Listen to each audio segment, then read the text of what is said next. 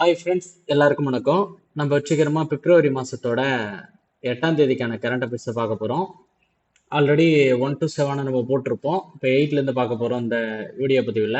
ரொம்ப இம்பார்ட்டண்டான கரண்ட் அஃபேர்ஸ்லாம் அதில் இருக்குங்க. சரி வாங்க, 8ஆம் தேதிக்கான ஃபஸ்ட்டு கரண்ட் அஃபேர்ஸ்.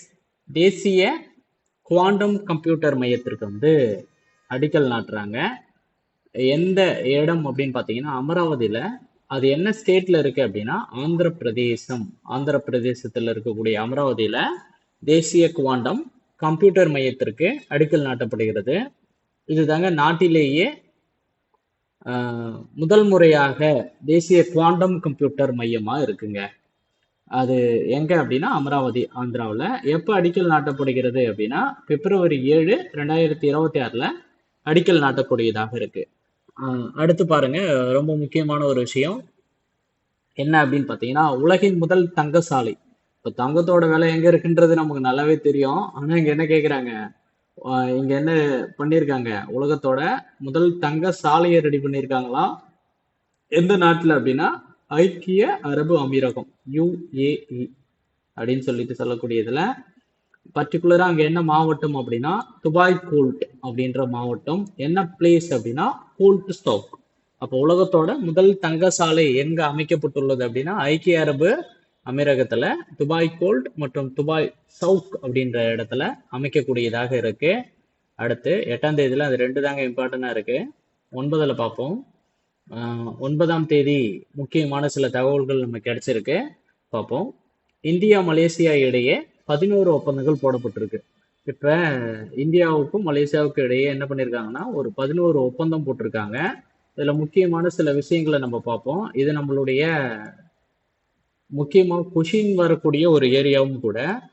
இப்ப என்ன பண்றாங்க அப்படின்னா கோலாலம்பூர்ல இருக்கக்கூடிய மலா மலாயா பல்கலைக்கழகத்துல திருவள்ளுவர் மையம் அப்படின்ற ஒண்ணு ஏற்படுத்தப்படும் அப்படின்ற ஒரு விஷயத்த சொல்லியிருக்காங்க. அடுத்து பாருங்க, இந்தியாவில் கல்வி பயிலும் மலேசிய மாணவர்களுக்கு திருவள்ளுவர் பெயர்ல உதவித்தொகை தராங்களாம். அப்ப மலாயா பல்கலைக்கழகத்துல திருவள்ளுவர் மையம் அப்படின்ற ஒண்ணு ஏற்படுத்துறாங்க. இப்ப மலேசியால இந்தியாவில் படிக்கக்கூடிய மாணவர்களுக்கு என்ன பண்றாங்கன்னா கல்வி உதவித்தொகை தராங்க. அது யாருடைய பெயர்ல, திருவள்ளுவருடைய பெயர்ல தராங்க அப்படின்றது ரொம்ப முக்கியம். இதெல்லாம் நம்ம திருக்குறள் நோட்ஸ்லயே எடுத்து எழுதிக்கிட்டோன்னா எப்பயுமே மறக்காம இருக்கக்கூடியதாக இருக்கும். அது மட்டும் இல்லாம வர்த்தகம் மற்றும் முதலீடுகள் எல்லாமே உள்ளூர் கரன்சில இருக்கலாம். இப்ப இந்தியாவுக்கான உள்ளூர் கரன்சி என்ன அப்படின்னா ரூபாய். இப்ப மலேசியாவுக்கான உள்ளூர் கரன்சி என்ன அப்படின்னா ரிங்கட். இதை ஊக்குவிக்க ரெண்டு நாடுகளும் இம்பார்ட்டண்டா சொல்லியிருக்காங்க அப்படின்ற ஒரு விஷயத்த பார்ப்போம். அடுத்து பாருங்க, இது ரொம்பவே முக்கியமான ஒரு கரண்ட் அஃபேர்ஸும் கூட. இப்போ தமிழ்நாட்டில் இதை இம்ப்ளிமெண்டேஷன் பண்ண போறதா சொல்லிக்கிட்டு இருக்காங்க. நீதிமன்ற சாட்சி விசாரணை நடத்தும் திட்டத்தில் ராஜஸ்தானும் உத்தரப்பிரதேசமும் முன்னணி மாநிலங்களாக இருக்காங்க. அது என்ன அப்படின்னு பார்த்தீங்கன்னா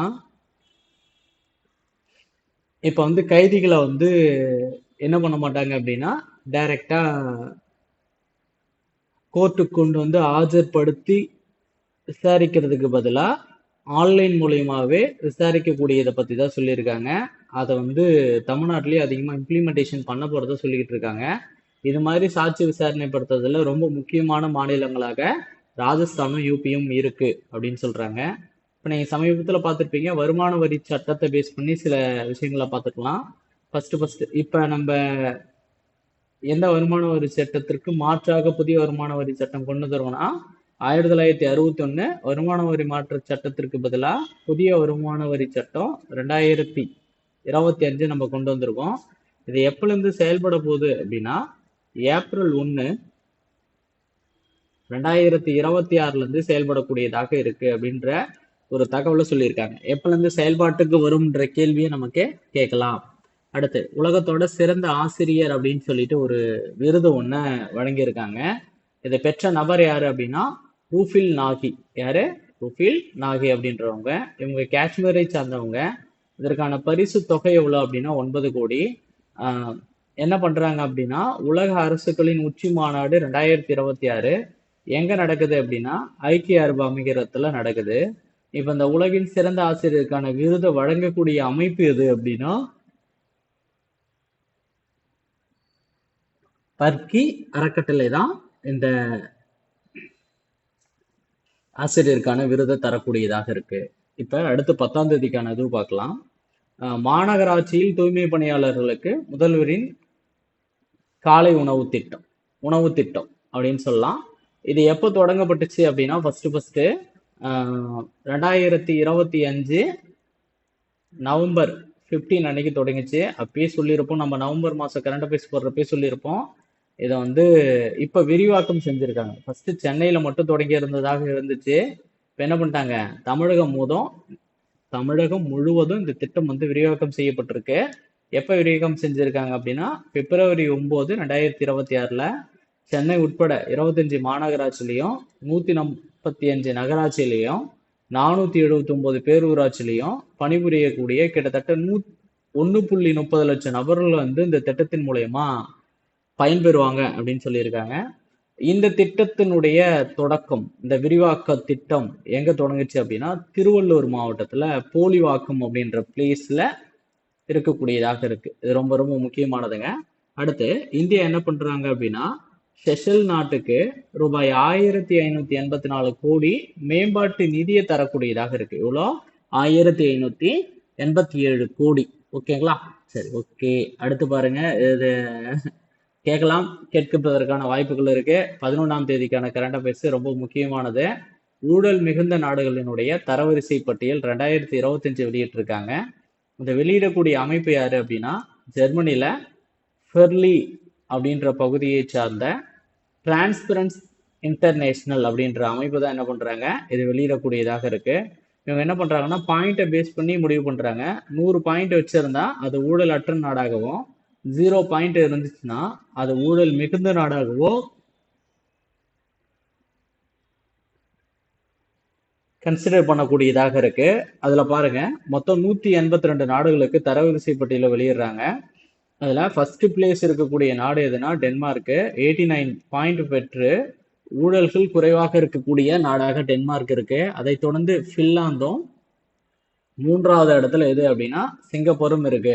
இதுல ரொம்ப முக்கியமானது, இந்தியா எத்தனாவது இடத்துல இருக்கு அப்படின்னா 39 புள்ளிகளை பெற்று 91வது இடத்துல இருக்கு. இதே 2024 என்ன ஆச்சு அப்படின்னா 96வது இடத்துல இருந்திருக்கு. இப்போ ஒரு 5 பிளேஸ் நம்ம என்ன பண்ணியிருக்கோம், முன்னாடி வந்திருக்கோம் அப்படின்னு சொல்லிட்டு சொல்லியிருக்காங்க. அடுத்து பாருங்க, இந்த கடைசி இது யார் அப்படின்னா சோமாலியா மற்றும் தெற்கு சூடான் நாடுகள் வெறும் 9 புள்ளிகளை பெற்று ஊழல் மிகுந்த நாடுகளாக இருக்கு அப்படின்னு சொல்லிட்டு சொல்லக்கூடியதாக இருக்குங்க. ஓகேங்களா? சரி, அடுத்து இந்தியாவினுடைய மின்னணு ஏற்றுமதியில தமிழ்நாட்டினுடைய பிளேஸ், அந்த சதவீதத்தை பத்தி நம்ம கொடுத்துருக்காங்க. என்ன அப்படின்னு பாத்தீங்கன்னா 2025 41% இருந்திருக்காங்க நம்ம ஏற்றுமதி செய்யறதுல, மின்னணு பொருட்கள் ஏற்றுமதியில. 2026 45% மாறும் அப்படின்ற ஒரு விஷயத்த சொல்லியிருக்காங்க. 2030 $150 பில்லியன் சந்தைய தமிழ்நாடு என்ன பண்ணும் அப்படின்னா உருவாக்கும் அப்படின்னு சொல்லிட்டு சொல்லியிருக்கக்கூடியதாக இருக்குங்க. ஓகேங்களா? ரொம்ப ரொம்ப இம்பார்ட்டன்டான ஒரு விஷயமும் கூட.